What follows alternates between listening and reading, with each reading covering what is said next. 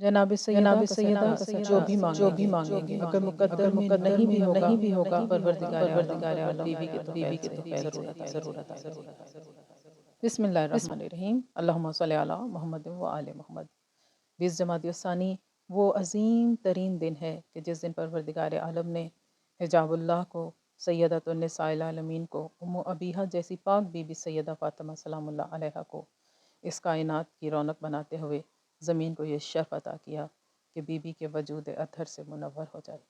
Be be پاک سلام اللہ علیہا کی اس یوم ولادت کے پرمسرت موقع پر ایک بہت عظیم عمل جو بہت مختصر بھی ہے لیکن بے حد پرتاثیر بھی ہے، اور اس عمل کی روایت امام رضا علیہ السلام سے کی گئی ہے۔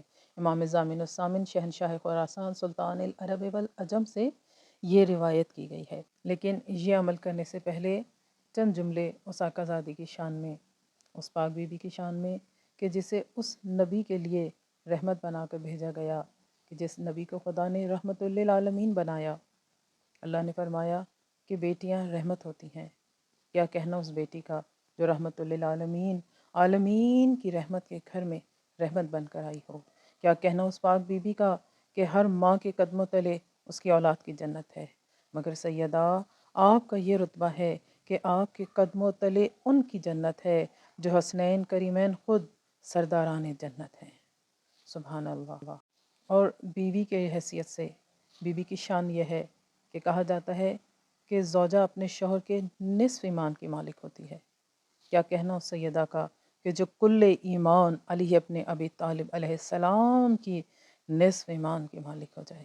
سبحان اللہ۔ یہ اسی بی بی کی شان ہے کہ پروردگار عالم نے سورہ کوثر جو قرآن کا سب سے چھوٹا اور مختصر ترین سورہ ہے مگر انتہائی باعظمت سورہ، کہ جس کے لیے حکم آیا کہ میرے حبیب اس کو لکھ کر کعبے کی دیواروں پر لٹکا دیجئے، اور تمام کے تمام کفار، تمام کے تمام وہ عرب جنہیں اپنی زبان پر بہت ناز تھا، انہیں یہ چیلنج کر دیجئے کہ اگر تمہارے پاس اس کا کوئی جواب ہے تو لے آئیے۔ لیکن خدا کی قسم، تاریخ گواہ ہے کہ عربوں کے پاس قرآن کی ان 3 آیات کا جواب نہیں تھا۔ سبحان اللہ۔ یہ اتنی طاقتور آیات ہیں جو سیدہ کی شان بیان کرتے ہوئے سورہ نازل ہوا، سورہ کوثر۔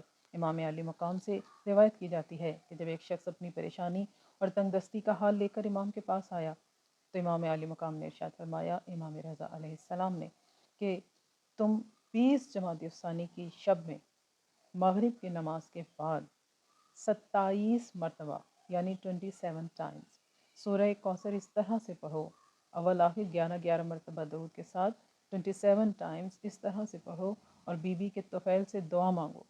پروردگار عالم نبی زادی کے طفیل سے جو بھی دعا ہوگی، چاہے مصیبتوں کا پہاڑ ہی کیوں نہ ہو، انشاءاللہ آقا زادی کے طفیل سے دور ہو جائے گا اور دعا کو قبولیت کی سند مل جائے گی۔